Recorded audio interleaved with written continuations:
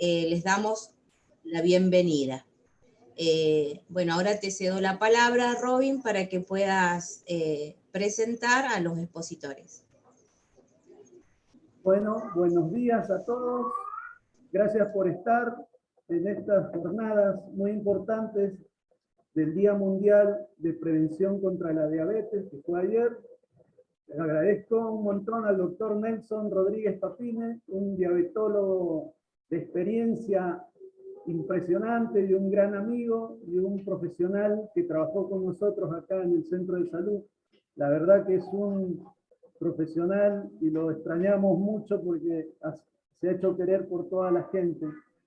Y en la parte de ejercicios saludables tenemos a Paola Pérez. Gracias por colaborar siempre, siempre estar cuando te convocamos, porque la diabetes siempre está de mano de la parte física.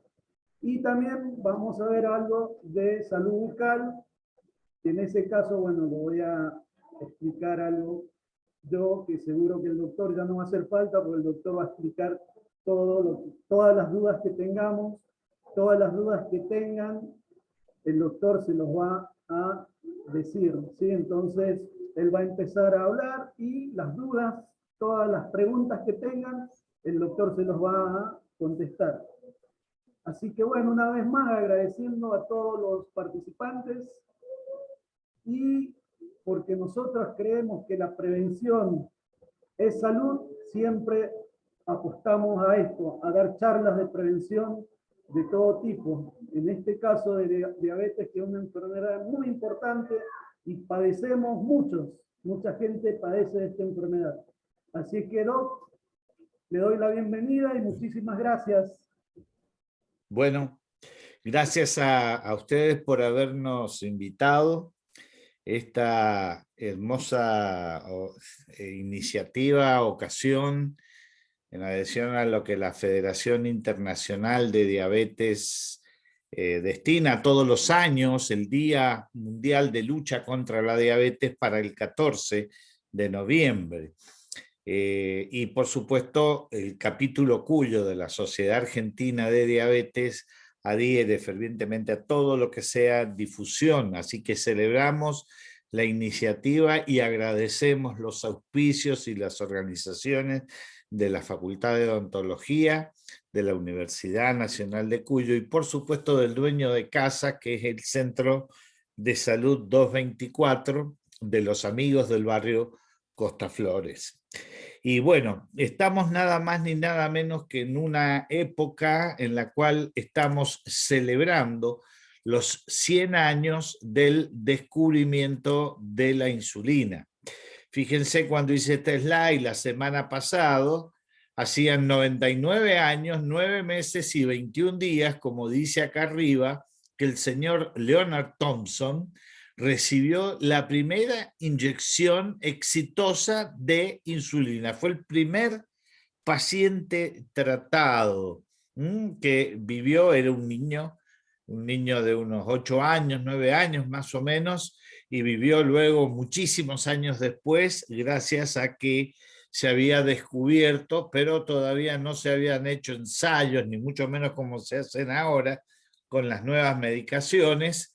Ustedes han visto con las vacunas todos los pasos que hay para poder sacar una droga, pero bueno, la necesidad era tan urgente de no dejarlo que se usó en él. Pero como dice la Federación Internacional de Diabetes, aún hoy, en el siglo del descubrimiento de la insulina, acá abajo dice, a un siglo después de su descubrimiento, la insulina y otros componentes fundamentales del cuidado de la diabetes siguen fuera del alcance de quienes los necesitan. Esto ya sea por distintos motivos, motivos económicos, educacionales, por una falta de apoyo, de interés de las autoridades. Es decir, las causas son muchas. Y bueno, ¿por qué se celebra el 14? Porque es el cumpleaños de este doctor de anteojos que está acá, que fue un médico canadiense, el doctor Frederick Banting, que era un cirujano de guerra y que él con su interés fue viendo distintas investigaciones y se puso a trabajar con este otro señor, que era un estudiante de medicina, Charles Best, y ambos lograron perfeccionar el líquido en un laboratorio de un señor MacLeod, y bueno, todos ganaron después el premio Nobel de Medicina de por entonces. Gracias a este señor y su magnífico trabajo y de los otros que lo habían precedido, que venían trabajando, hoy podemos contar con una herramienta tan vital, una más, en el tratamiento de la diabetes. Y, por supuesto, no hay una sola diabetes, hay muchas.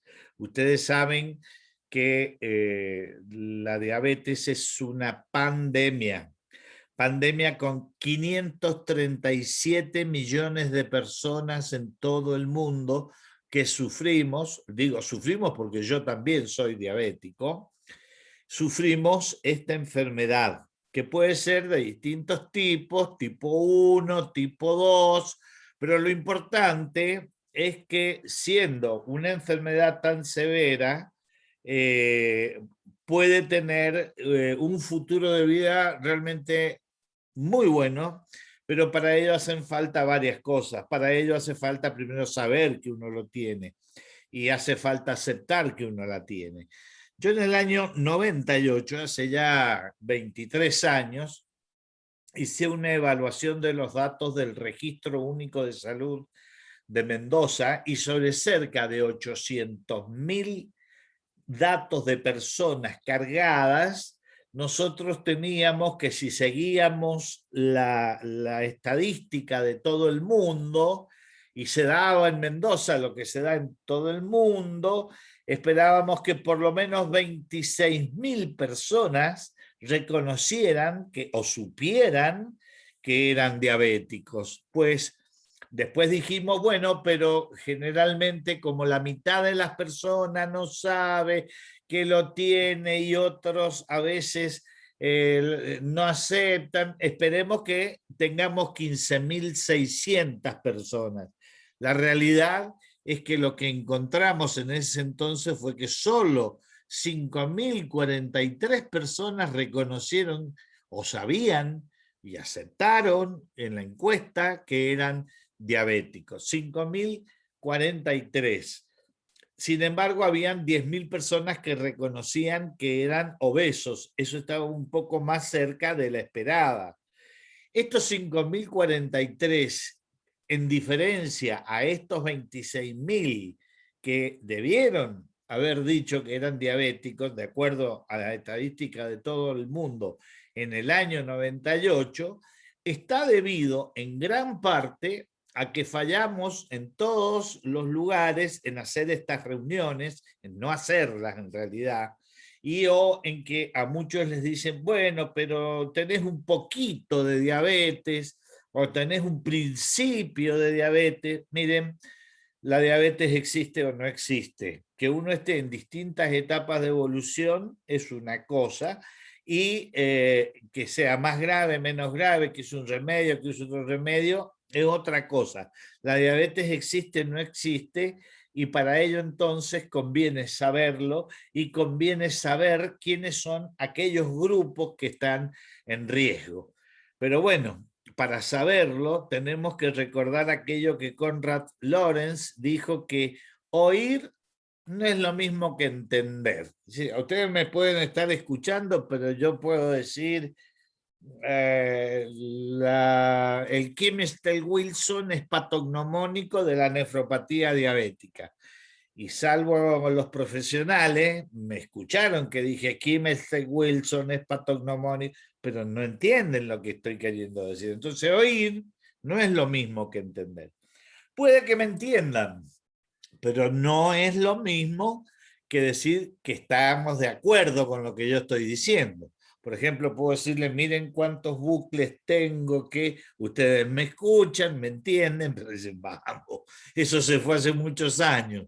Y entonces no van a estar de acuerdo. Si llegan a estar de acuerdo, no es lo mismo que aceptar lo que yo estoy diciendo. Yo puedo decir, usted tiene un perro negro. Y es cierto, ustedes tienen un perro negro. Usted lo tiene que matar porque no puede ser, y bueno, está loco este hombre, ¿qué está diciendo? Yo no voy a matar a mi perro. ¿Estamos bien? Y si aceptan, no es lo mismo que cambiar.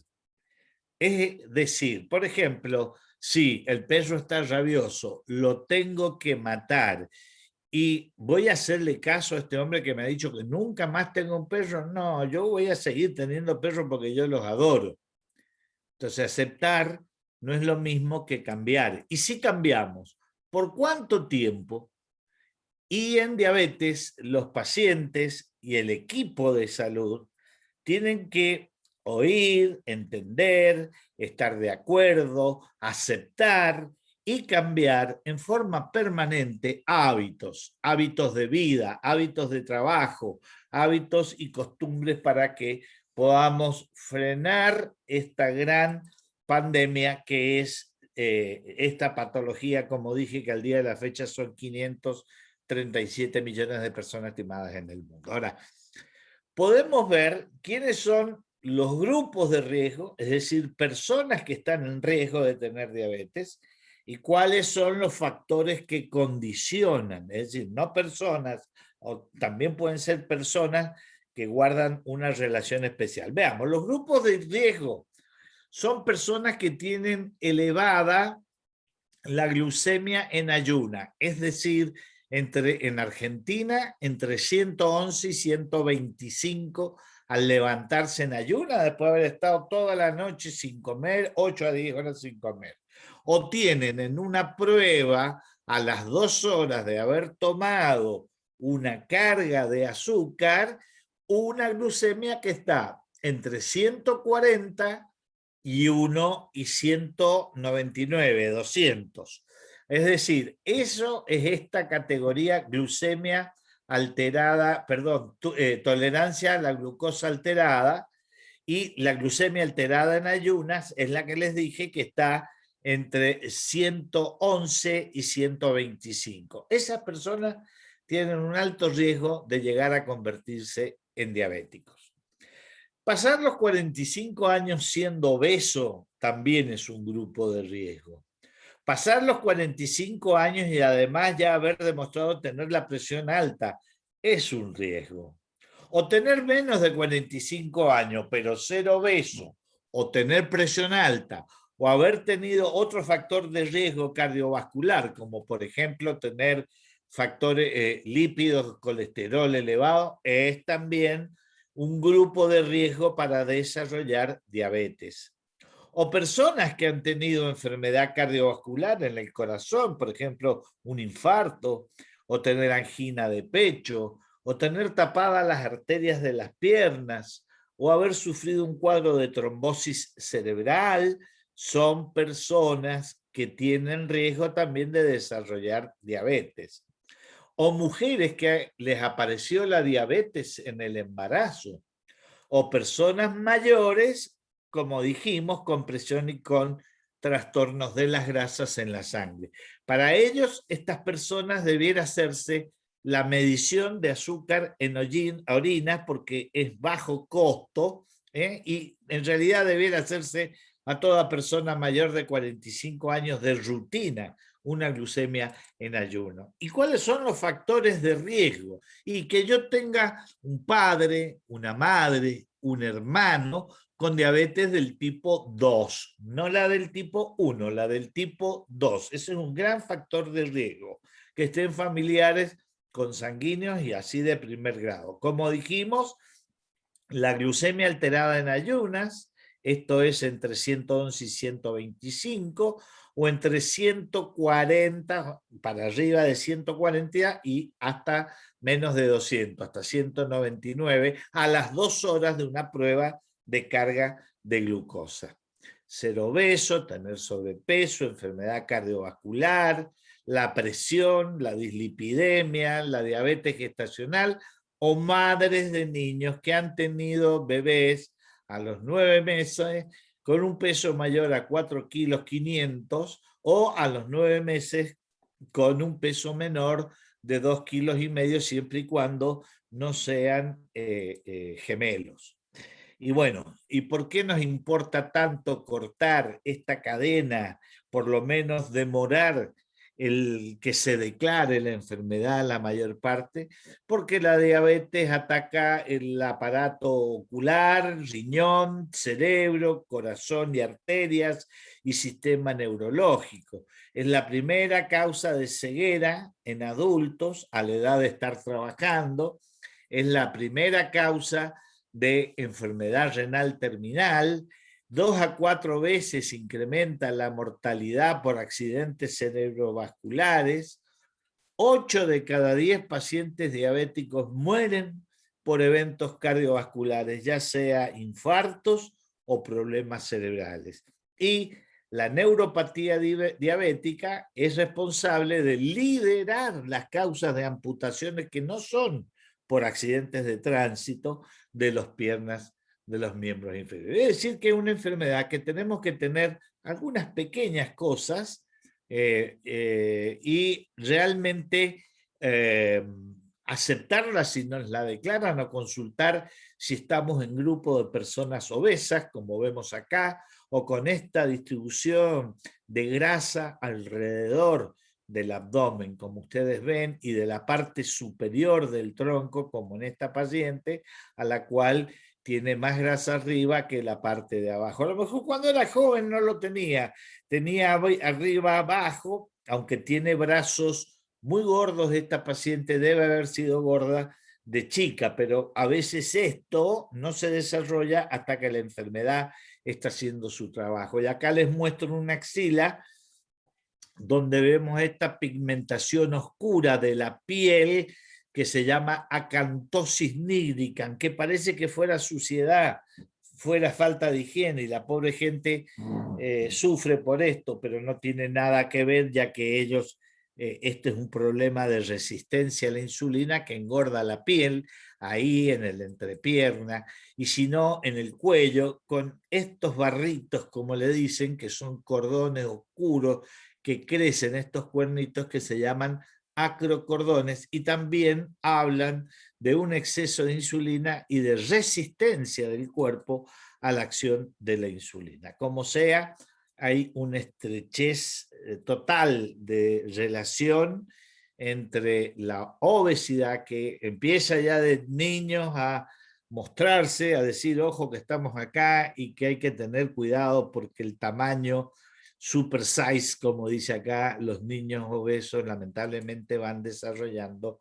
las características. Y luego, bueno, somos estos sedentarios sentados en el sillón, paseando al perro, como ven el caminador lo usa el perrito, y si no, somos este señor que se sienta con su pochoclo, con el control remoto a ver televisión horas y horas y no hace una actividad, de lo cual nos van a hablar. Pero bueno, nosotros hemos dicho que queremos que usted y nosotros, si podemos, responderemos. Pero para ello voy a mostrarles este cuestionario que mide la adherencia, es decir, cuánto hago yo del tratamiento que la UOM, la Unión Obrera Metalúrgica, hace ya como 8 años, impuso y sometió a que lo evaluáramos y pensáramos, y que tiene que ver con muchos aspectos que yo se los voy a ir mostrando para que demos un paneo tanto para pacientes como para los miembros del equipo de salud y nos veamos si estamos identificados con algunos aspectos que este cuestionario hace. Como verán, dice que pongan una X en las preguntas de sexo, edad, el grado de educación que hemos alcanzado, desde no lee hasta los que pueden ser profesionales. Luego pregunta por la diabetes, cuándo fue que se descubrió. Dice, ¿cómo ha estado la hemoglobina glucosilada del último trimestre? Esto supone que se lo hacen. ¿Y cuál es el promedio de glucemias en los últimos 3 meses? ¿Y yo cómo voy a saber? Y porque si yo me mido, el aparatito tiene una forma que apretando la tecla me da el promedio de la semana, me da el promedio del mes o me da el promedio de los últimos 3 meses de glucosa que puedo tener. Ahora también hay otros análisis que también miden eso, como es la hemoglobina glucosilada, y también en aparatos hay un gran desarrollo que están los medidores continuos de glucosa y el tiempo que yo permanezco dentro de los valores de azúcar que debo mantener. ¿Qué antecedentes clínicos posee? Marque con una X si tiene presión, si ha sufrido algún infarto, si tiene problema de colesterol o triglicéridos, si ha sufrido complicaciones crónicas de la diabetes en la vista, en el riñón, en los nervios de los brazos, de las piernas, de los ojos, si ha tenido problema de hígado graso severo. Esto es muy importante porque tipo 2 es una complicación muy frecuente que llena de grasa el hígado y puede llegar a la esteatohepatitis, como dice acá, o a la cirrosis, complicaciones muy serias. Acá también pregunta si ha tenido hepatitis crónica o insuficiencia hepática, o cirrosis. Y algunos dicen, pero ¿cómo si nunca ha tomado alcohol? Justamente, todas las esteatohepatitis o cirrosis que no están relacionadas al alcohol, es muy probable que si no han sido virales, no tuvo el virus de la hepatitis B, haya un problema de este tipo que se da en el hígado, que es realmente una complicación muy seria. También pregunta si hemos tenido trastornos de coagulación o enfermedad de los glóbulos rojos crónica. Luego dice, acá estamos. Me tapa arriba. Bueno.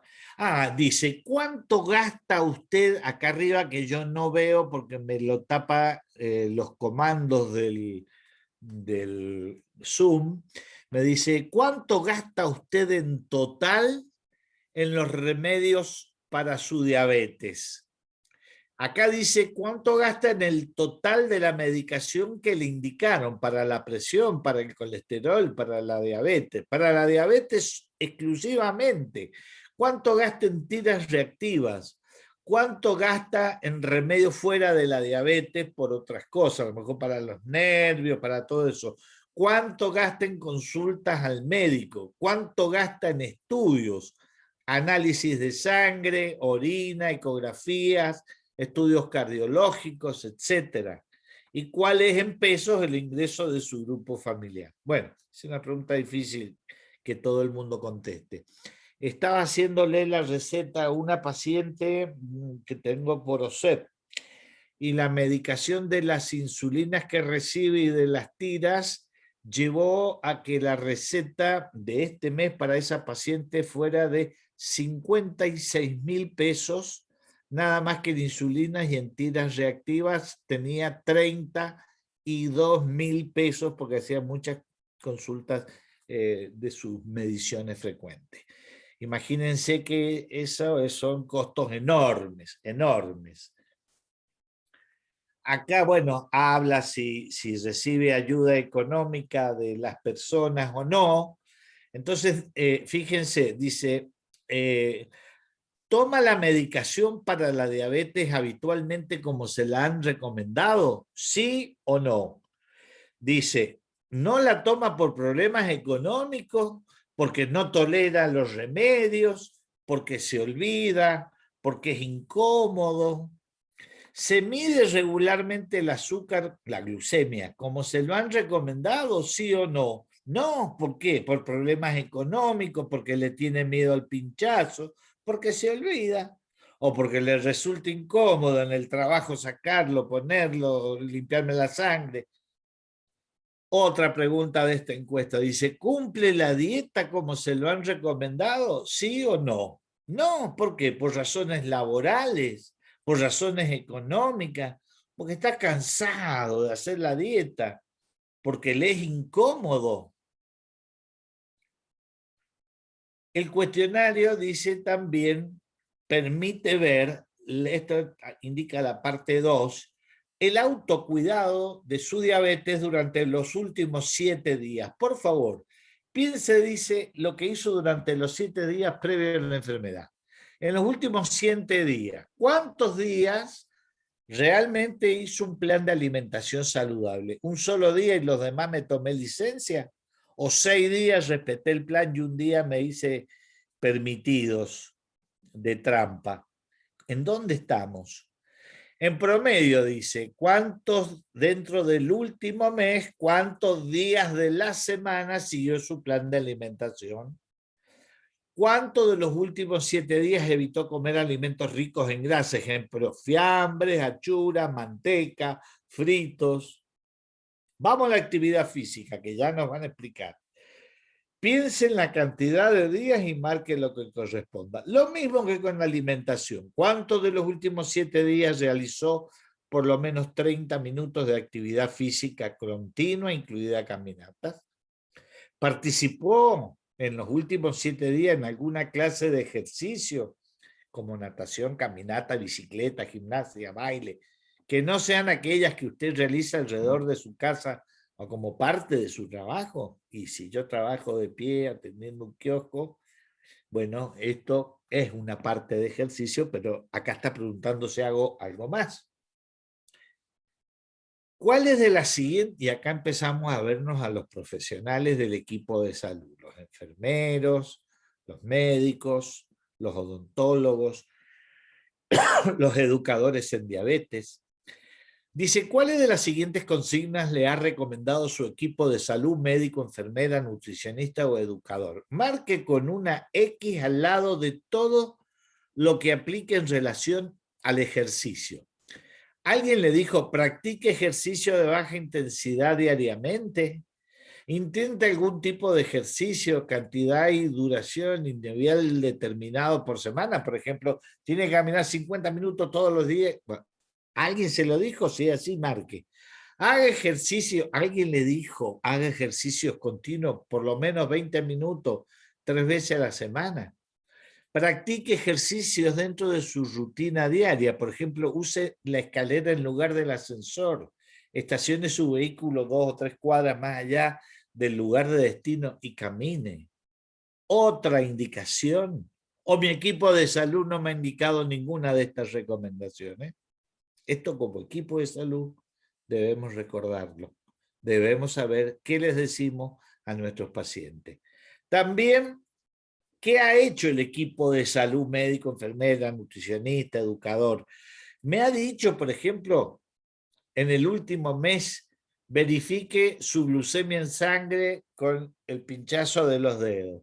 Verifique utilizando un medidor que le ha resultado y no la tira esa que cambiaba, que ya casi no se usa. Hubo otra forma de decir, vaya a la farmacia una vez a la semana y mídase. O mi equipo de salud lamentablemente no me ha indicado ninguna de estas recomendaciones. ¿Sí? En cuanto de los últimos 7 días, monitoreó su glucemia en sangre en la cantidad de veces que le recomendó el médico. Yo hay pacientes a quienes le digo, miren, mídase 2 veces a la semana. Con 2 veces a la semana usted le va a alcanzar 50 tiras, le van a alcanzar para 6 meses. Y hay pacientes a los que le digo, mídase 6 o 7 veces en el día porque su glucemia es muy inestable. Con respecto a los pies, que es el talón de Aquiles que tenemos los diabéticos, en los últimos días, ¿cuántos de los últimos 7 días se revisó los pies? ¿En cuántos de los últimos 7 días metió la mano y revisó el interior del calzado? Con respecto al cigarrillo, ¿ha fumado usted un cigarrillo, incluso una pitada, durante los pasados 7 días? ¿Sí o no? ¿Sí? ¿Ha sido sí? ¿Cuántos cigarrillos fuma en promedio por día? Y otras preguntas que dicen que si las siguientes consignas se las ha dicho el equipo: sigue un plan alimentario con pocas grasas, ingiera comidas muy ricas en fibras, sigue una alimentación con hidratos de carbono complejos como pastas, legumbres, y no consuma las simples como el azúcar o la miel. O coma frutas y vegetales por lo menos 5 porciones al día. Disminuya la cantidad de calorías que usted consume todos los días para perder peso. O coma pocos dulces, azúcares, postres, gaseosas. O lamentablemente mi equipo de salud no me ha indicado ninguna de estas recomendaciones.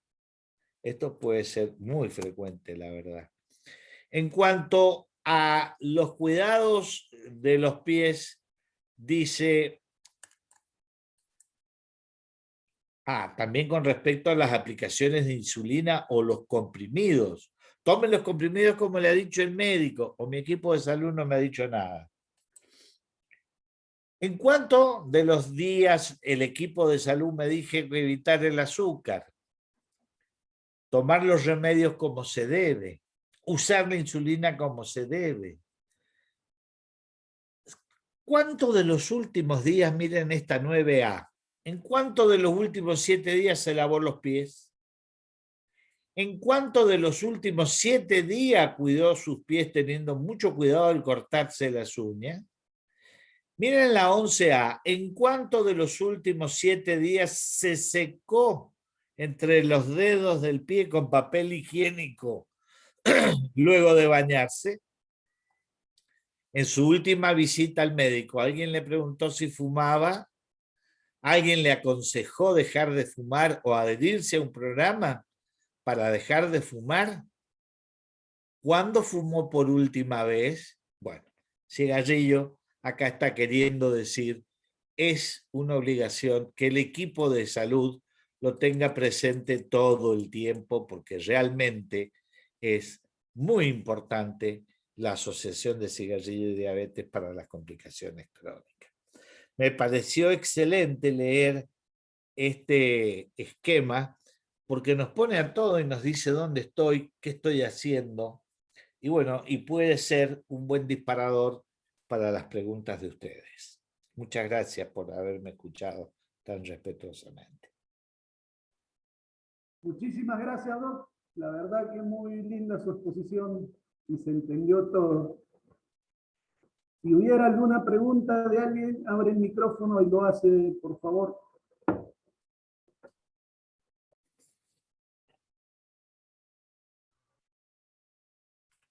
Doc, bueno, rompo el hielo. Quería hacerle una pregunta. Dele. ¿Por qué no tuve ningún síntoma? O sea, yo no tuve ningún síntoma y me di cuenta, o sea, que realmente tenía diabetes cuando me hice un glucotest. Antes no tenía ningún síntoma. Y otras personas sí, dice usted. ¿Por qué usted Claro, no tuvo y otras personas sí? Eso me exactamente. pregunta. Porque cada persona tiene una resistencia especial. Por eso decimos no hay enfermedades, hay enfermos. Y cada uno de nosotros tenemos sistemas que son basureros.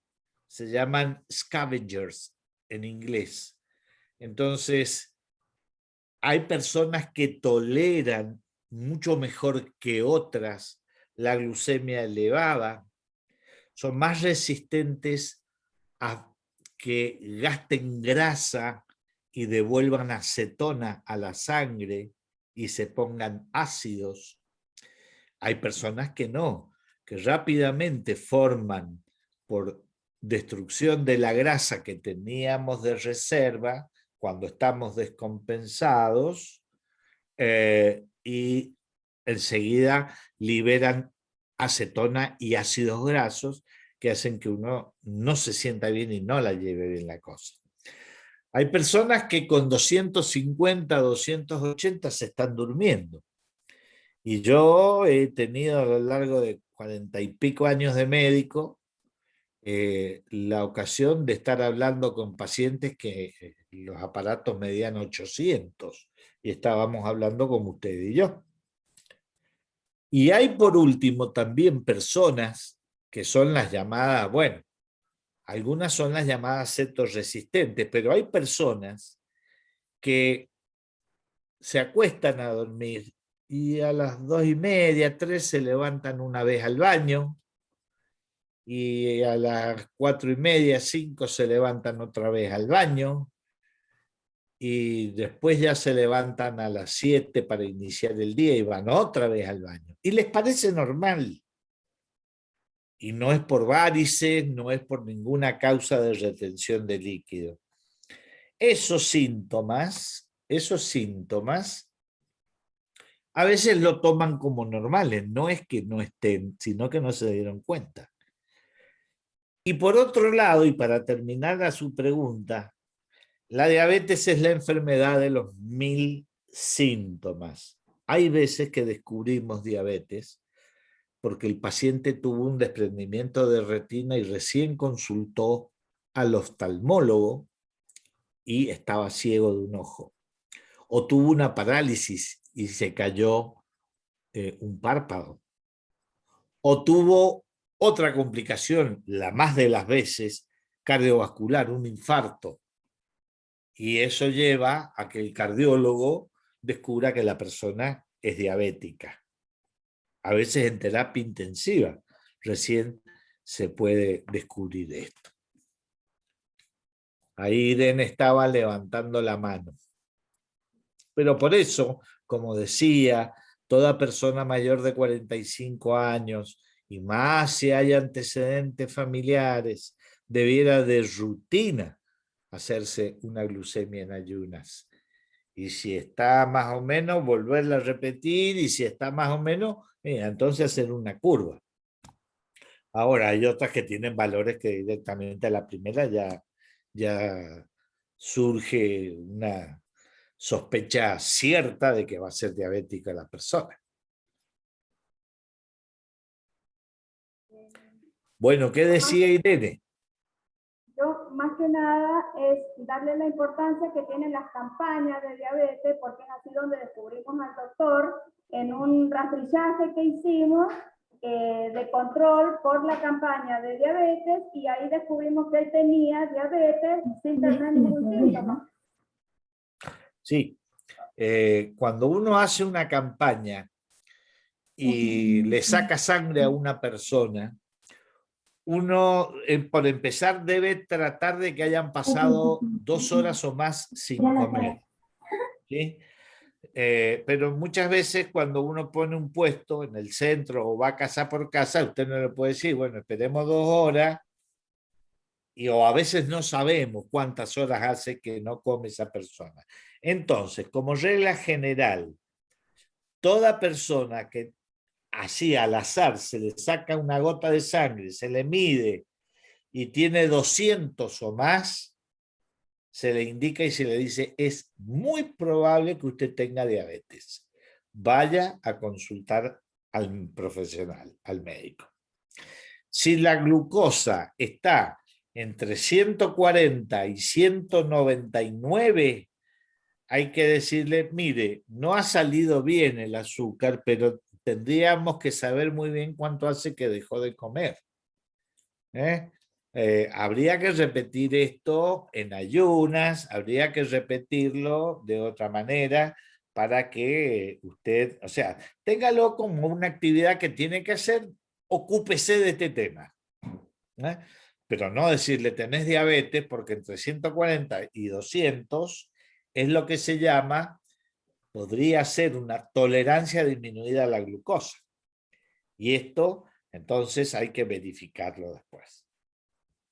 Sí, doctor, sí, lo que yo me refería, la importancia, sé que hay gente escuchándonos, entonces la importancia que cuando nosotros hacemos la campaña, sea en la plaza o acá en el centro de salud, y hacemos esta charla, la importancia que tiene, porque también tenemos otra señora que está en estos momentos, está escuchando, a través de esto que nosotros hacemos en el centro de salud o en las plazas justamente para el 14 de noviembre, descubrimos que son diabéticos. Entonces, la importancia que tiene para que la gente se testee cuando el centro de salud o el ministerio ofrece estas oportunidades. Sí, es muy importante. El tratamiento de la diabetes tiene como una mesa 4 patas y es importante que todas las patas estén equilibradas, es decir, se le dé la misma importancia. Lo que es la dieta, lo que es la actividad física, lo que es los remedios y la cuarta pata, la educación, entre lo cual entra esto que usted está diciendo. Si las 4 patas no están equilibradas, realmente no va a andar bien la cosa, porque yo le puedo dar todo para tratarlo, para hacerlo y todo lo que queramos, pero si el paciente no sabe qué tiene, cómo defenderse, cómo tiene que cuidarse, la verdad que pobre persona, estamos realmente condenándola a que pueda sufrir las complicaciones.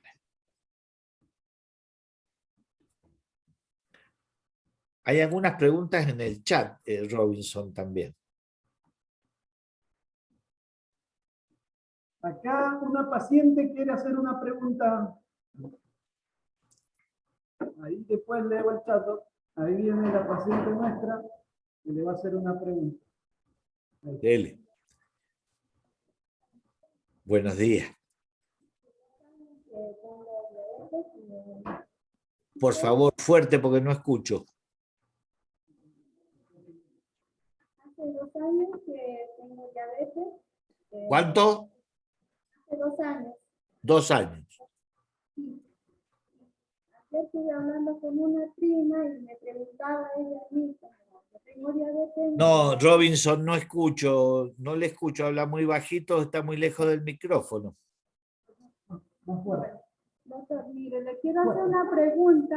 Yo Sí. soy diabética y tengo una prima que me preguntaba ayer a mí si al niñito le han dado bajo el azúcar y me pregunta a mí, le digo, no te sabría decir cuánto es el normal de los niños. Y han dicho que tiene bajo el azúcar y eso yo quería saber para... Los niños tienen un piso, digamos, de 70 aproximadamente. De ahí para abajo es bajo y eso hay que hacerlo ver y estudiarlo bien en el NOTI porque hay que ver para no tener sorpresas que haya un exceso de insulina. A veces hay enfermedades del páncreas que producen excesiva cantidad de insulina. No conozco el caso, es muy difícil opinar así, a veces medio irresponsable que yo opine así. Pero si está por debajo de 70, tiene que llevarlo al hospital, en el servicio de endocrinología o el de diabetes, en cualquiera de los dos, para que averigüen si se trata de un exceso de insulina circulando. Bueno, muchas gracias. Esa duda quería saber. Muy bien, espero que le haya servido.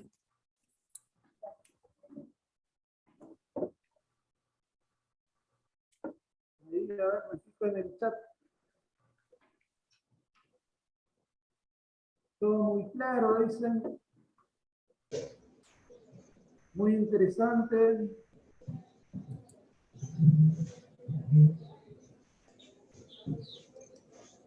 Todos agradecen, no hay preguntas. ¿Se me escucha? Sí, a usted lo escucho muy bien, no sé por qué. Se ve que gritó, ¿no usted? Sí. Doctor, yo le quiero hacer una pregunta. En ese formulario, ¿no es cierto?, donde recaban datos, hablaba de que debemos prestar atención a los pies. ¿Cuáles son no habla de la boca. Usted me va a decir que no hablan de la boca. Usted sí, rételo a los de la cierto. boca. No me rete a mí. No, pero bueno, ¿cuáles son, no es cierto, los signos que nos tiene que llamar la atención? ¿En cuanto a qué? A esto de los pies. No, bueno. El pie es realmente yo diría, la parte más lábil del paciente diabético, porque aún una persona que se cuidó siempre, que usó siempre todo, no está exenta de caminar y pincharse con un pinche, con un clavo, o que por ahí venga un honguito que nos hace un pie de atleta, ¿sí? Y que Sí. inicia una puerta abierta para que se meta una bacteria y pueda desarrollar una celulitis de los tejidos blandos, o lo que es peor, que tome hueso y haga una osteomielitis. Entonces, en los pies, primero que nada, tenemos que saber la silueta del pie. Si el pie tiene una silueta normal o es un pie chavo, es un pie cabo que tiene exagerado el arco y entonces apoya más en la cabeza del quinto metatarsiano y se hace un callo, o tiene por culpa de la diabetes corrida la almohadilla. ¿Se ve la mano mía? Sí. Bueno, en el pie, esta almohadilla se corre para adelante y los dedos quedan así, montados, como si fuera un vecino que nos está espiando a través del tapial y está mirando. Eso hace que el hueso del dedo esté apoyando directamente sobre la piel y empiezan a formarse callos, callos que después se ulceran. Eso es muy importante. Ni qué decir que por mal control de la diabetes podemos tener dedos en garra o dedos en martillo. Y acá arriba empieza el pie, la zapatilla, a hacer el callo que se va a ulcerar ahí. Entonces, dedos en garra, juanetes, juanetillo, deben ser tratados. Si son niños chicos, correctores para que no desvíen. Cuando hay un juanete decimos que está el abuelo, el hijo y el nieto. Es decir, está el alusvalgo, está el dedo corrido y está el otro dedo montado. Siempre hay este tipo de cosas. Entonces, lo que sea, alteraciones dadas por el uso de calzado inadecuado, calzado muy en punta, es decir, el diabético tiene que usar calzado cómodo, ancho, que permita que el pie se expanda. Comprarse el calzado a última hora del día, cuando el pie está más hinchado, porque si me lo voy a comprar a esta hora, me compro un par de zapatos que tiene un número más bajo. O ir domando los zapatos nuevos progresivamente con el tiempo. Muchas desgracias y sillas de ruedas por falta de una pierna han empezado por una fiesta. Entonces, todas estas indicaciones, educación para el paciente diabético, hay que hacerlas continuamente en el equipo de salud.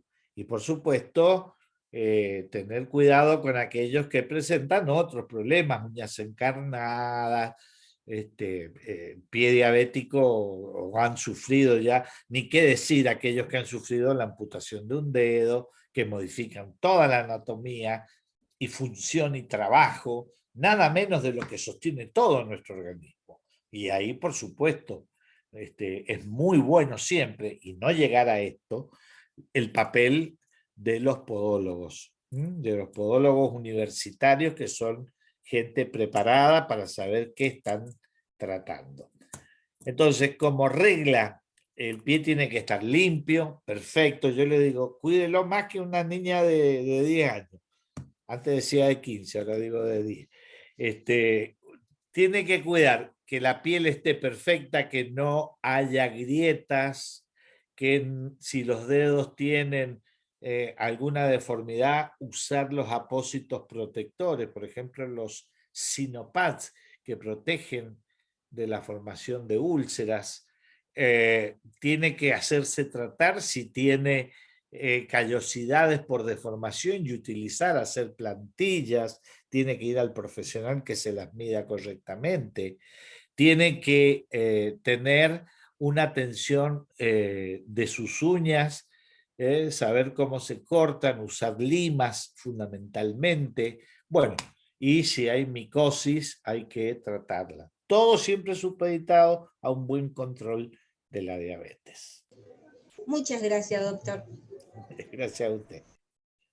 Me estoy quedando con todo el tiempo. Ya llevo 50 minutos. No quisiera robarle al doctor Tamaris lo que tiene que decir. Y a la profesora. No, tan interesante lo que nos está diciendo, así es que si ya hay preguntas, seguimos. Porque de boca tenemos tanto que hablar, Robinson. También, seguro, sí.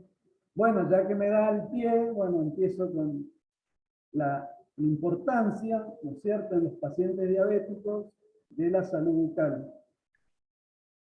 Es muy importante porque la enfermedad periodontal, que es la enfermedad de las encías, ¿sí? Se empieza con gingivitis, después la gingivitis es la inflamación de las encías, después se agrava y puede llegar a una periodontitis, que es la pérdida del tejido de inserción, ¿sí? Que es el ligamento periodontal y el hueso. Esto viene aparejado con todo el desorden hormonal que hay en la diabetes, hace que las bacterias sean más virulentas, ¿sí? Entonces hay que tener en cuenta muy buena técnica de higiene, o sea, los pacientes tienen que cepillarse 3 veces al día, usar enjuagues bucales, hilo dental, durante como mínimo 3 veces al día, ¿sí? Usando una buena técnica de higiene. Nosotros usamos la técnica de VAS modificado, que ya acá en la sala de espera enseguida se los mostramos. También hay que tener en cuenta la sequedad bucal, que se llama la xerostomía, en los pacientes diabéticos. Entonces hay que tomar agua para hidratar la mucosa. Pueden haber lesiones en los labios, ¿sí? En la mucosa yugal, que es dentro de la boca, por justamente la xerostomía. Entonces hay que tener cuidado y evaluar y ir al odontólogo generalmente 3 o 6 meses por año. ¿Sí? Cualquier síntoma o cualquier lesión que aparece en la boca, hay que acudir al centro de salud o a cualquier odontólogo, ¿sí? Tenemos que tener en cuenta esas lesiones, que son lesiones, si uno no lo toma en cuenta, esas lesiones pueden llegar a ser precancerígenas, como las leucoplasias, y algo maligno como el líquen plano, que también se encuentra mucho en los pacientes diabéticos. ¿Sí? Entonces, por ejemplo, en el centro de salud nosotros hemos detectado a pacientes diabéticos que no sabían que eran diabéticos. Cuando van a la consulta, hay mucha movilidad dentaria, ¿sí? Hacemos el glucotest y tienen 200, 280 de azúcar en sangre, ¿sí? Entonces, hay que tener conciencia y ir periódicamente al odontólogo. O sea, tiene que, si sabe que es diabético el paciente, tiene que informar o decirlo el profesional para que, bueno, tome estas medidas de higiene, o sea, recomendar siempre las medidas de higiene, ¿sí? Como les decía, cepillarse los dientes, usar enjuagues bucales, usar pastas fluoradas y simplemente con buena técnica de higiene y buena prevención, esto se puede solucionar. ¿Sí? No se puede llegar a pérdidas dentarias. Hemos visto pacientes con movilidad grado 3, ¿sí? Que ya los dientes se le están saliendo, y un diente sano, pero por la periodontitis severa que tienen, pierden los dientes. ¿Sí? Entonces, bueno, que tomar conciencia que la diabetes es una enfermedad crónica, sí, pero tampoco yo soy también diabético, me detectaron justamente tomando glucosa en ayunas. Yo creía que, como le pregunté al doctor, creía que no tenía ningún síntoma, creía que no podía yo llegar a ser diabético. Hablando con el doctor me dice: Nelson, no hay prediabetes, o sos diabético o no sos diabético. Y bueno, estoy medicado, tomando la medicación correspondiente, y haciendo mis controles periódicos. ¿Sí? Entonces es muy importante, si tenemos diabetes, acudir al odontólogo, hacer consultas, tenemos los centros de salud, los hospitales, y hacer prevención. Así que cualquier pregunta que quieran hacer, estoy dispuesto. Así que quieres hablar. ¿Alguna pregunta, duda? Es importante recordar, Robinson, el hecho que diabetes es una, por la enfermedad paradental, como usted describió, logra que los pacientes pierdan sus dientes sin caries a temprana edad, es decir, se caen los dientes sanos y no están cariados. Esto es muy, muy frecuente que lo veamos. De ahí que la higiene bucal sea muy importante y sobre todo el cepillado. Cepillado que tiene que contemplar el surco gingivodental para sacar la placa bacteriana con el cepillo a 45 grados, ¿no? Perdón que me meta en el tema suyo, Robinson. Pero la caída por paradentosis de los dientes en los diabéticos, ahí está, muy bien ahí. Exacto. Esa postura del cepillo en oblicuo hace que le saquemos lo que se esconde debajo de la encía, entre la encía y el diente. Eso es muy importante.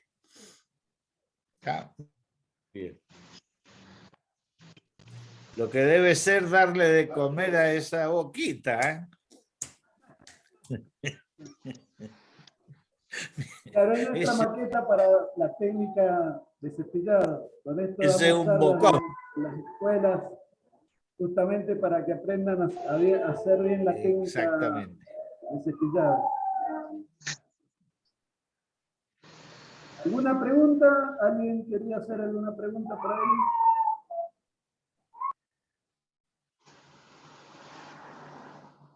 Doctor, yo quiero preguntarle el tema de los implantes dentales en los diabéticos, que es un tema que está muy discutido, que nos preguntan los pacientes, ¿cuál es su opinión del futuro del implante en un diabético?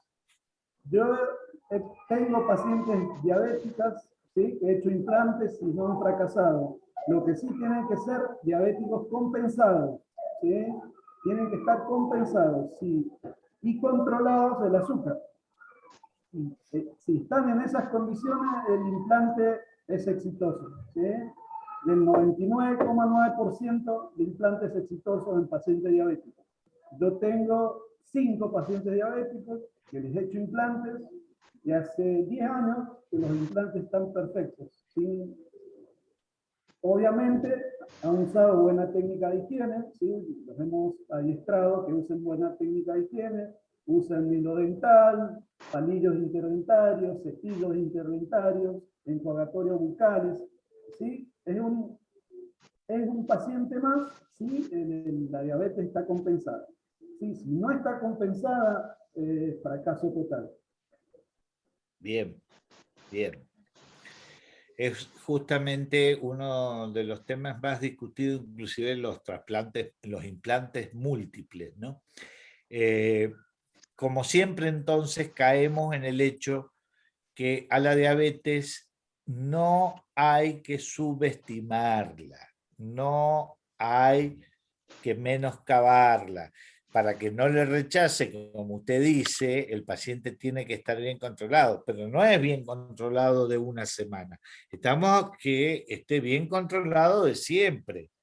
Entonces eso me parece muy importante que lo remarquemos, porque mucha gente deja transcurrir años y años sin estar en rango, y gracias a Dios van saliendo nuevas herramientas que nos ayudan, como los monitores continuos y todo esto, que ha ayudado mucho al paciente a conocerse y a evitar las hipoglucemias, que hacen que después coma y se vaya a las nubes, y así también aumente la hemoglobina glucosilada, que es el análisis que mide durante 3 meses cómo ha estado el promedio. Pero una hemoglobina no nos da toda la visión. En cambio, el monitoreo continuo sí, porque me dice, estuve de las 24 horas, 18 horas entre 90 y 140. ¿Qué pasa? Que si hay bajas, restan la hemoglobina glucosilada, y si hay escapadas y subidas, la engordan a la hemoglobina glucosilada. En cambio, el tiempo de rango me está diciendo que no se están azucarando las proteínas del cuerpo. Eso es realmente muy importante, este concepto nuevo que ahora tenemos que manejar, que significa tiempo en rango.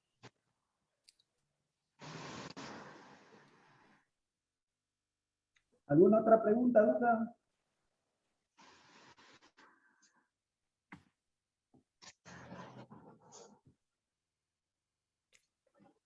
Bueno. Parece que está todo claro, Doc.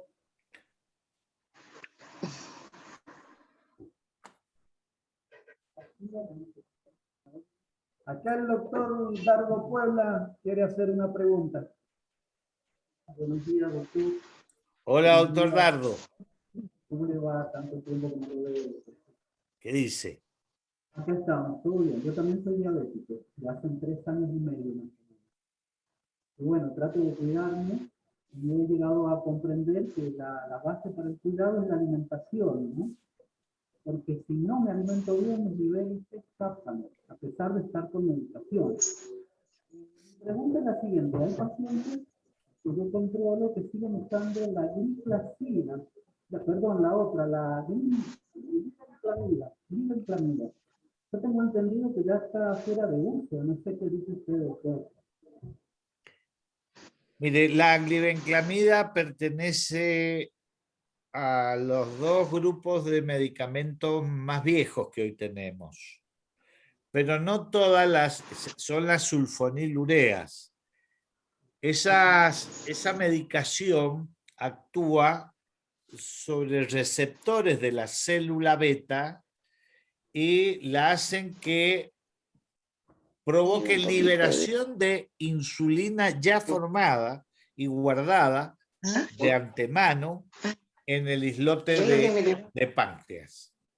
Entonces, haya comido o no haya comido, la sulfonilurea van a estimular al páncreas a decir, che, producí insulina, y lo van a hacer producir. Entonces, pareciera ser que la glibenclamida es más agotadora de la célula beta. Este era el famoso Eulucom, que durante años millones y millones de personas tomaban su Eulucom, y de repente empezaron a descubrir esto y se empezó a ir sacando. Sin embargo, es la droga que tenemos todavía en el plan remediar, y ha sido meta de la Sociedad de Diabetes de los últimos presidentes, de tratar que la glibenclamida sea sacada del vademecum. Ahora bien, otra serie de trabajos, y sobre todo los cardiólogos, nos advertían que el Eulucon, la glibenclamida, había demostrado aparentemente tener o poner una cierta predisposición para que la persona sufriera infartos. Entonces, cayó en desgracia completa la glibenclamida, y hubo un momento en que los médicos no la recetábamos. Así que se le ocurrió a uno hacer un estudio muy grande, un metaanálisis de numerosos trabajos, y no encontraron esta prueba concluyente.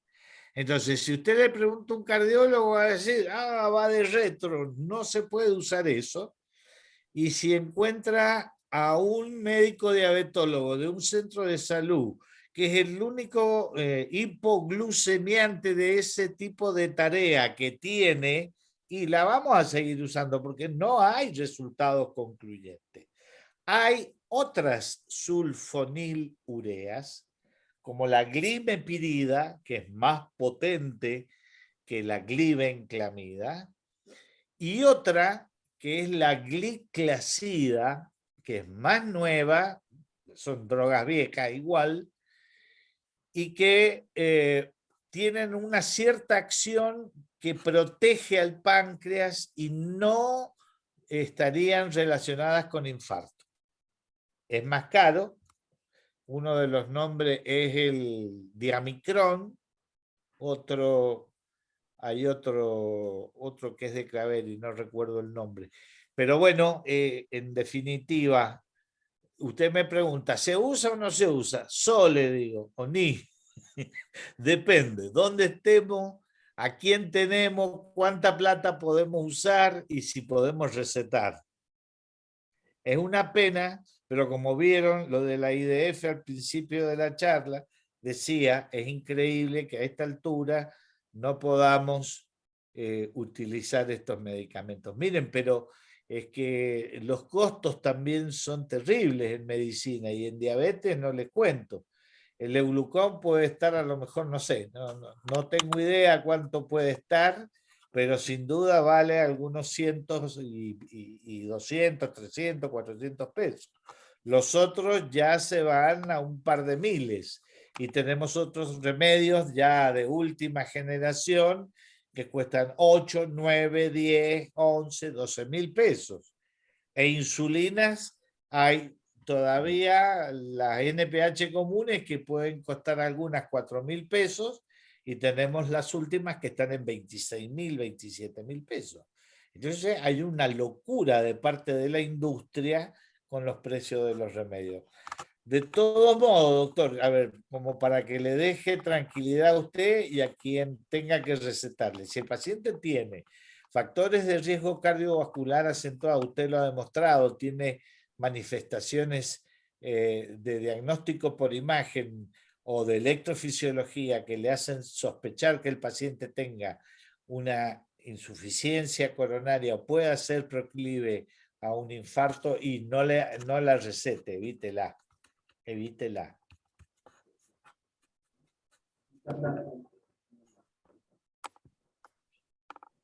Ya que la diabetes va de mano de la parte física, bueno, ahora nos va a dar unas clases la profesora Paola. Paola, gracias por estar con nosotros y te damos la bienvenida y te escuchamos. Buenos días bueno, a todos. Vamos a estar acá con los pacientes prestos a hacer todos los ejercicios que nos digas. Bueno, antes que nada, gracias por estos espacios. Yo cuando me toca hablar, la mayoría se va porque les traje un dibujito que hizo mi hija. Sienten que viene el cuco a charlarles de la actividad física. En algunos son temidos y otros es como que es la parte que no les gusta. Por ahí sí les convence un poquito cuidarse con las dietas, pero la parte de la actividad física nos cuesta a todos y me sumo porque con esto quiero empezar en naturalizar las cosas. Cuando uno le proponen hacer actividad física, que es una de las patas, como dijo el doctor, uno piensa en el dolor y en lo que en ese momento mi cuerpo va a estar estresado, va a estar cansado, voy al otro día a no poder levantarme de la cama, voy a sentir que mi cuerpo va a morir. Y en realidad yo les vengo a traer lo distinto que es que esto no va a suceder. Yo creo que estamos muy bombardeados por muchas fotos marketineras de un cuerpo fit, que es el cuerpo con los abdominales marcados, que muchas chicas también se sobrepasan intentando llegar a un cuerpo que muy pocos llegan porque es insostenible.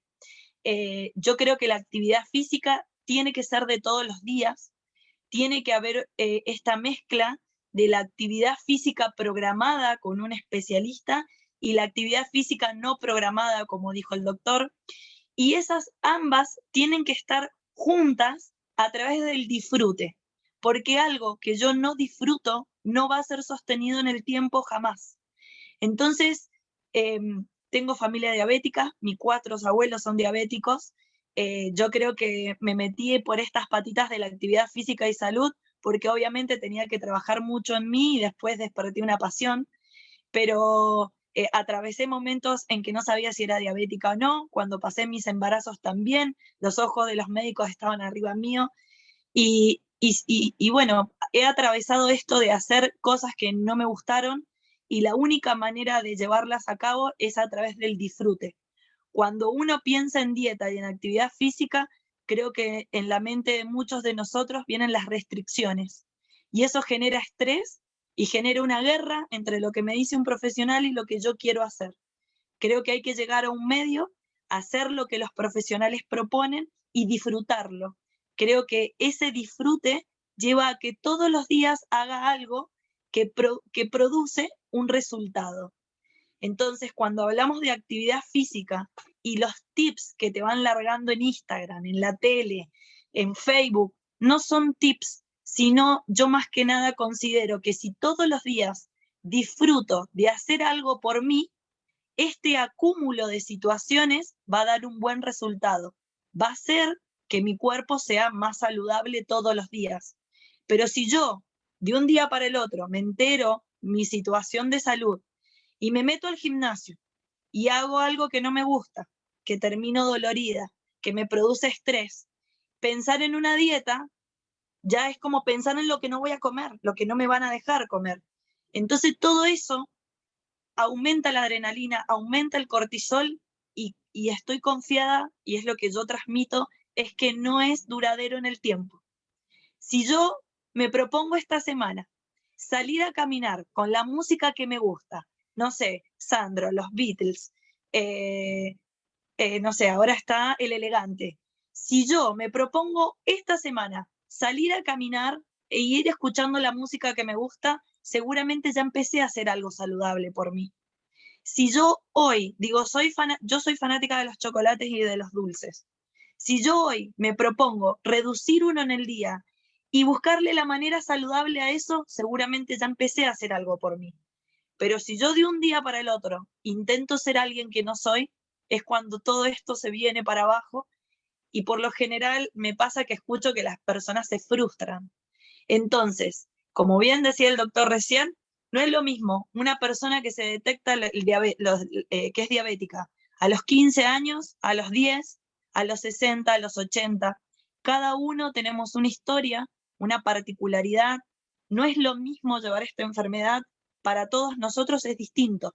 Entonces, esa actividad física también es programada de distintas maneras. No es lo mismo la persona que le gusta moverse a la que no le gusta. Indaguen sobre sus gustos, prueben. Su cabeza a veces genera, a veces dicen, y hace pilates, y a mí no me gusta. Y hace danza, y para mí no me gusta. No saben hasta que no vayan y lo prueben. Y si estás cansado, detenete. Y si hoy hiciste 1 minuto, para mí es como un montón, porque de la nada 1 minuto es un montón. Ese minuto seguramente lleve a 3. Y los 3 minutos lleven a 10 minutos.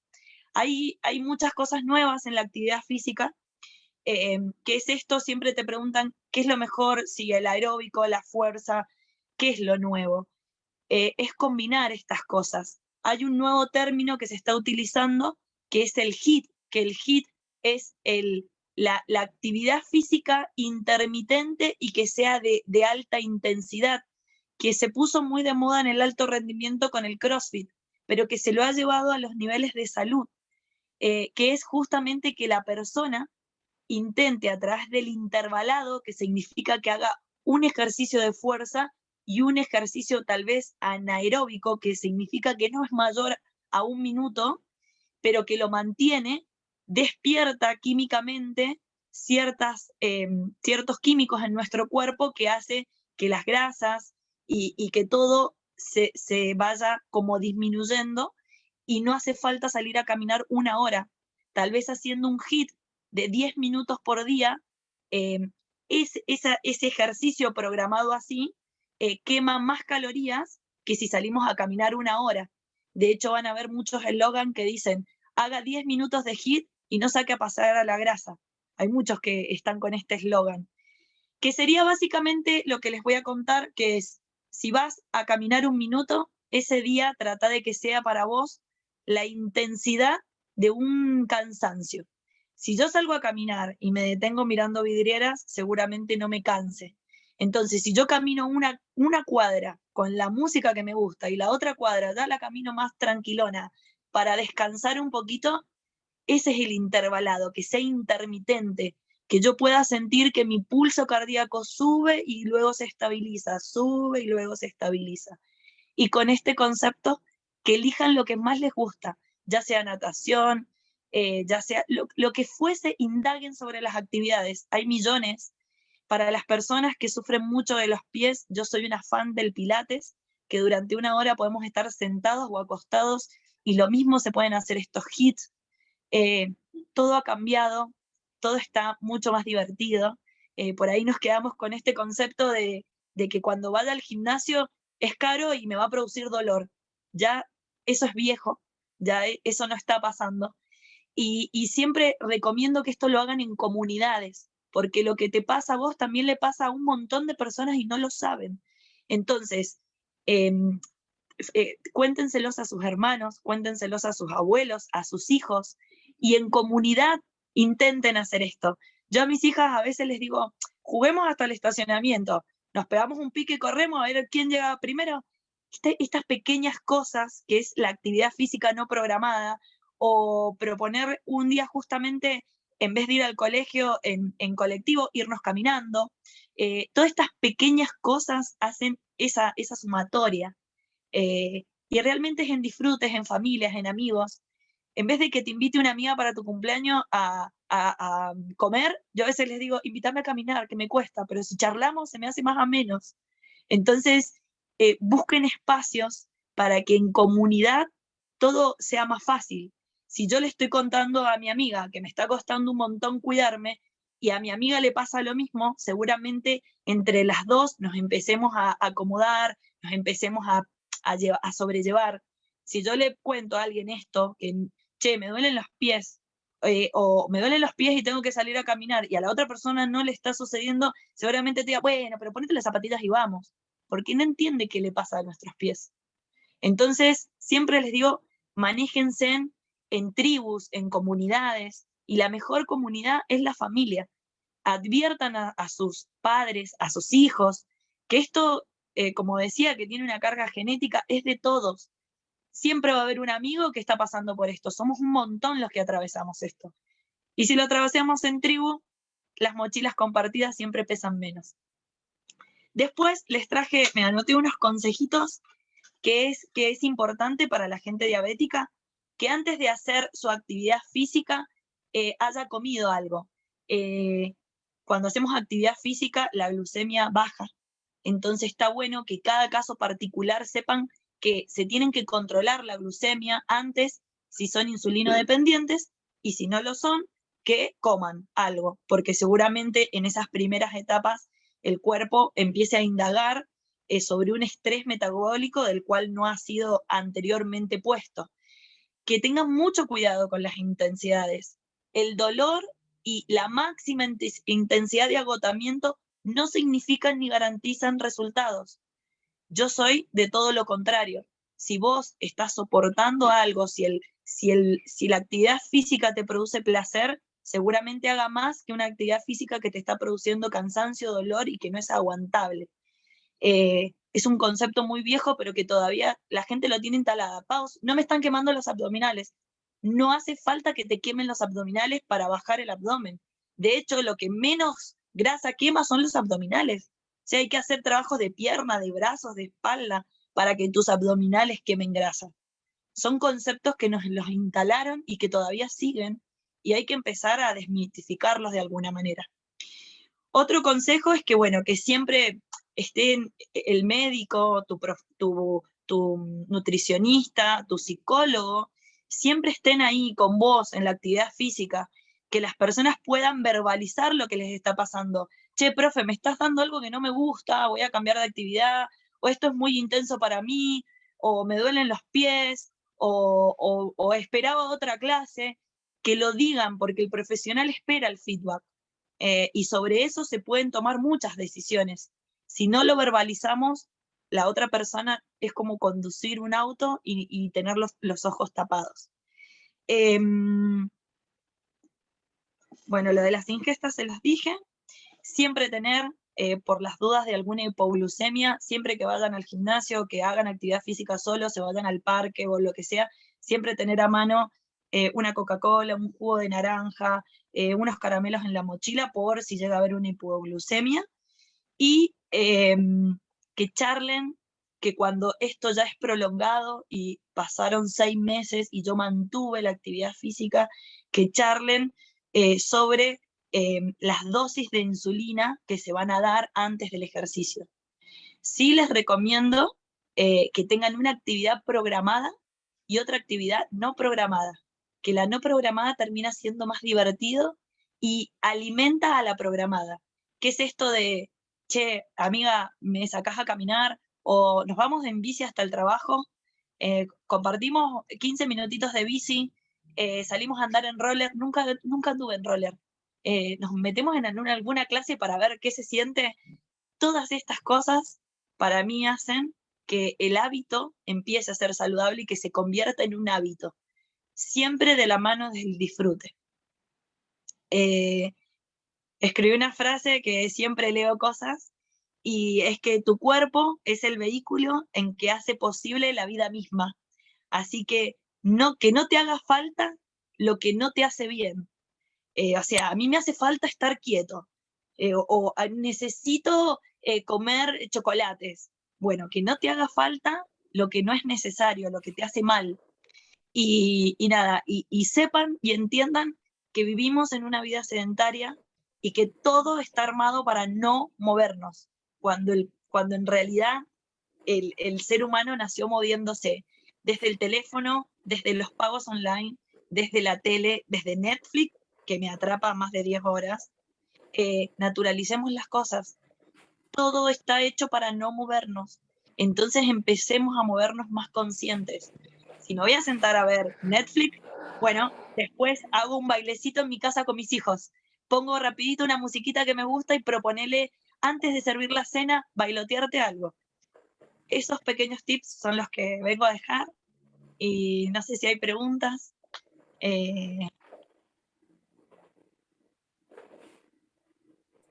Agradecerte, Robinson, por este espacio. Es un placer estar con tan grandes profesionales hablando. Quería resaltar un poco, magnífica, la felicito, muy motivadora su charla. Es realmente totalmente cierto todo lo que ha dicho. Y sería importante recordarles a los diabéticos cuáles son los rangos de glucemia que deben observar para poder empezar a hacer actividad física y qué medidas tomar. Y cuándo no hacerlo, si no la suben o si no la bajan, porque puede ser contraproducente y bueno, privarse de semejante cosa tan beneficiosa, es importante tener algunos parámetros de cuidado.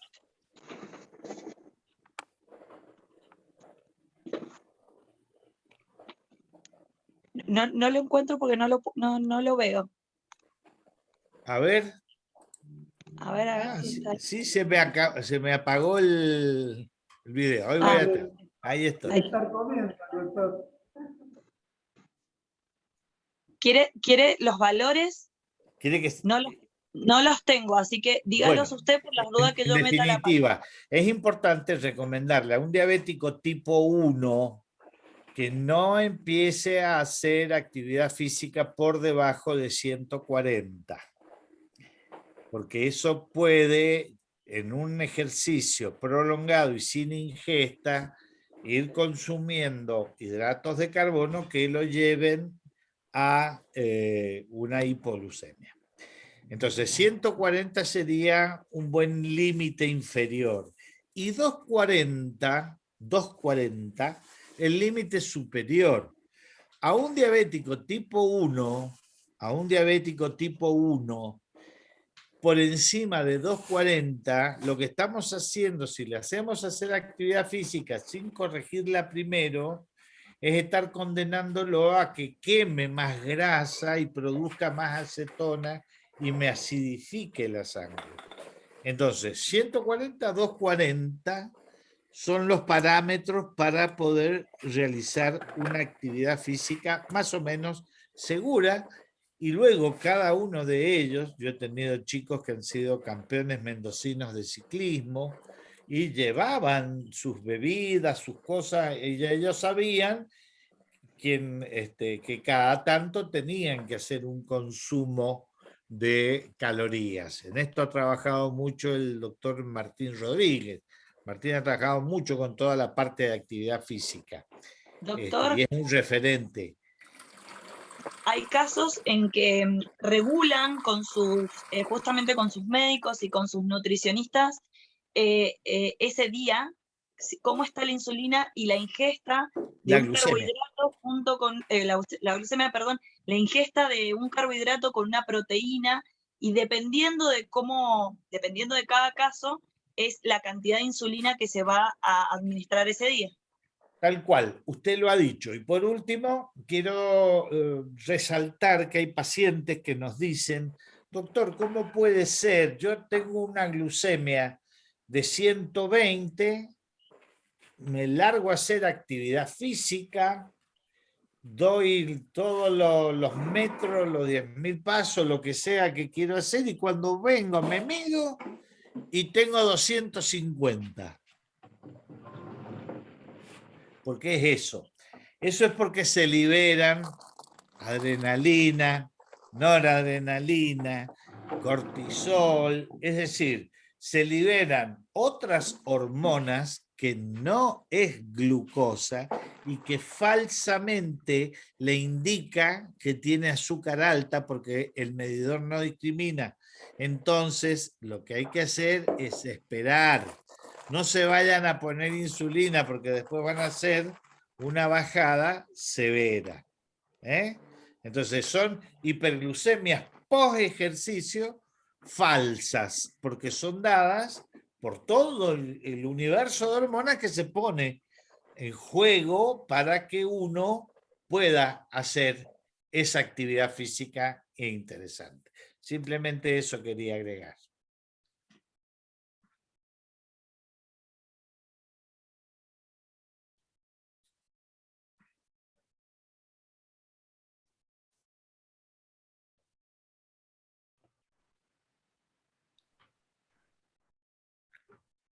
Chicos, ¿les puedo hacer una pregunta? ¿Me escuchan? Sí. Me pasó, hace 2 o 3 días me viene pasando lo mismo, o he tomado esa precaución. Me levanté, me tomé la glucosa y tenía 103. Me cuesta mucho desayunar, me puse a hacer las cosas, mis actividades acá en casa. Antes de sentarme a escuchar y disfrutar de los consejos y de la clase que nos han dado cada uno de ustedes, me tomo y tengo 122. ¿Por qué pasó eso? No comí nada y es eso lo que provocó que suba mi azúcar. ¿Qué pasó? Eso me parece... ¿Cuánto tiempo pasó entre una y otra? 2 horas. Me parece perfecto. Usted no ingirió alimentos. No, bueno, es la fluctuación normal dentro del rango de normalidad de la glucemia. Quédese tranquila. Ok. Gracias.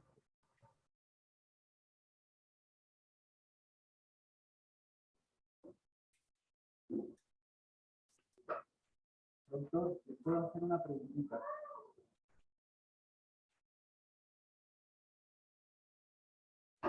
¿Escucha usted? Doc, ¿escucha? Sí. Sí, ahí sí. Doctor, uno tiene en cuenta para el control de la diabetes, sobre todo la tipo 2, la alimentación, el ejercicio, la buena administración de la medicación, ¿sí? ¿Me escuchó? Alimentación, ejercicio, los medicamentos.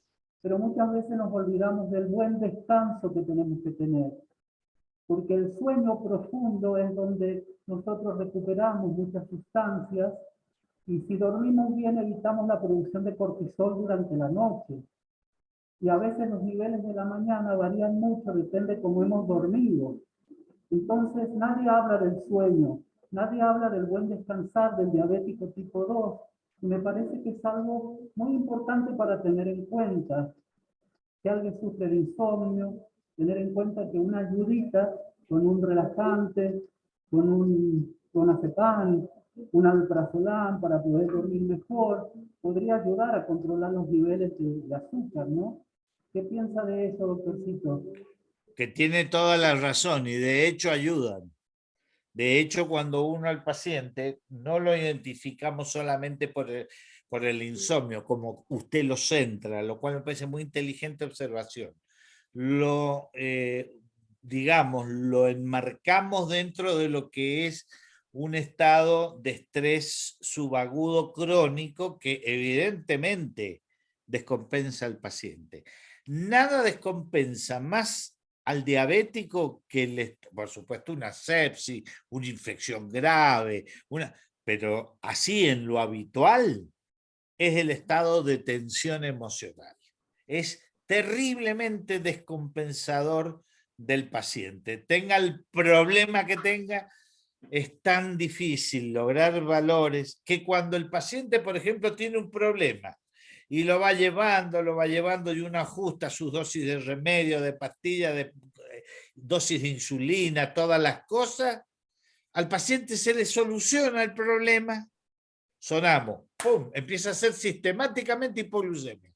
Tenemos que estar tan atentos a eso y hablar con el enfermo, decirle, mire, mientras usted esté así, estas dosis probablemente lo van a tener equilibrado, pero después hay que estar atentos y probablemente tengamos que bajarlas porque puede sufrir hipoglucemia. Sí, sí, es muy cierto lo que usted ha dicho. Ahora, como insomnio puro, supóngase que haya gente que no identifica un estado de estrés y tiene insomnio, va a pasar lo que usted dice. Al no reparar todas las funciones reparadoras del sueño, también esto va a llevar a glucemias en la mañana más elevada. Eso es cierto.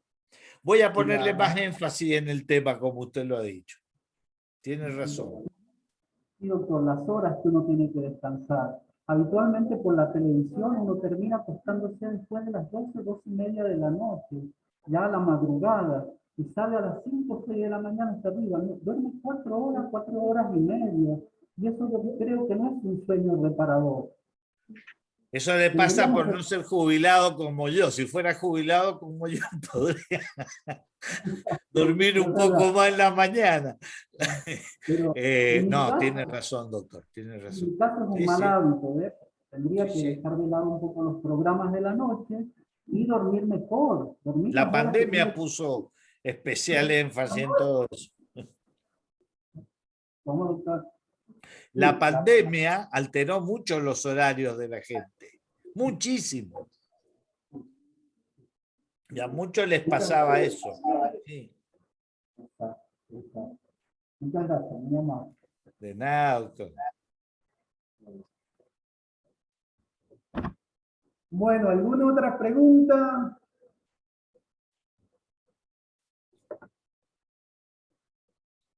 Bueno, si no, damos por terminado estas lindas jornadas con el doctor Rodríguez Patine, con Paola Pérez, que nos han enseñado muchísimo. Yo quiero hacer una pregunta. ¿Cómo?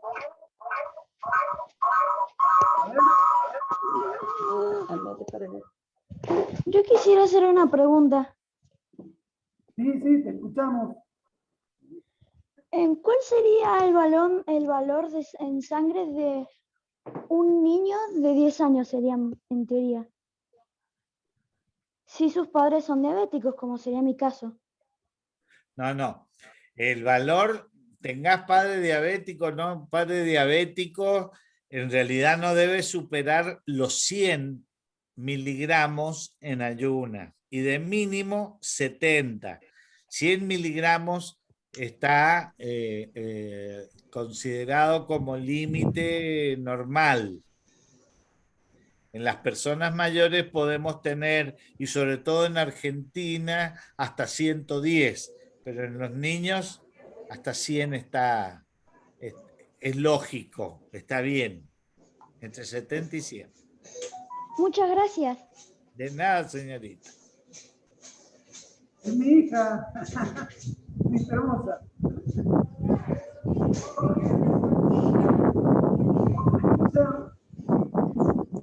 Sí, se te escucha.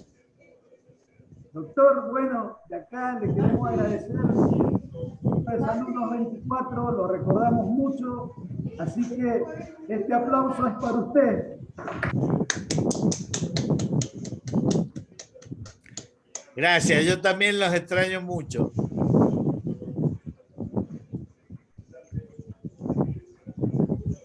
Gracias, gracias.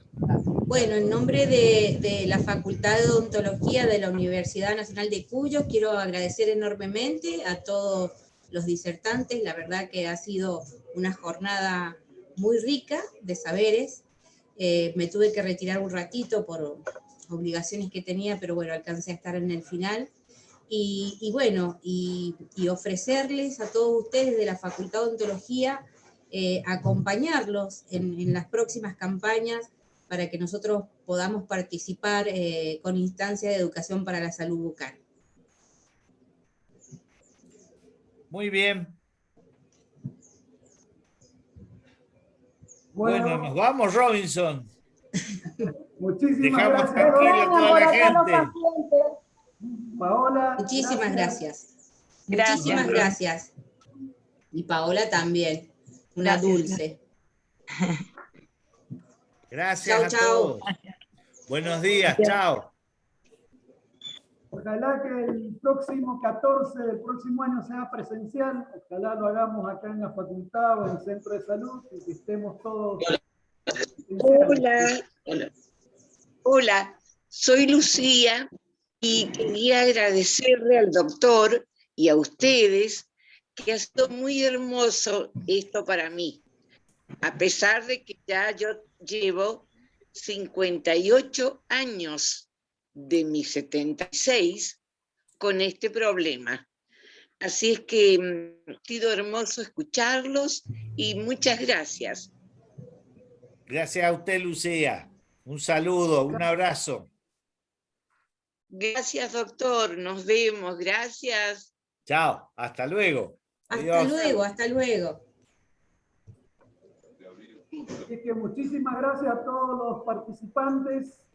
Así que en cualquier otra nueva jornada, algún otro curso, los vamos a invitar. Y gracias por estar. Bueno, en nombre del Centro de Salud 224 Costa Flores, como director, les agradezco mucho y en nombre de la Facultad de Odontología, y les damos las gracias al doctor Papini y a Paola Pérez por sus lindas exposiciones. Acá les vamos a dedicar con todo el personal un fuerte aplauso a todos.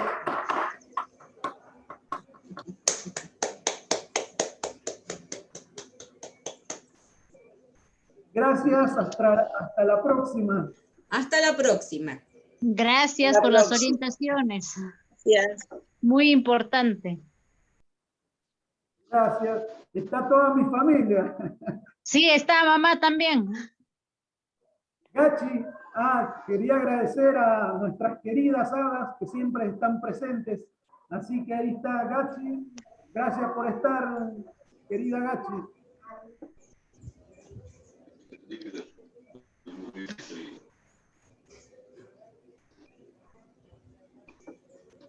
Hasta la próxima entonces, hasta el próximo encuentro. Que tengan una linda jornada. Gracias. Igualmente, Robin, muchas gracias. Semana. Cuídense. Gracias a la señorita profesora de gimnasia. Una persona deliciosa. Gracias.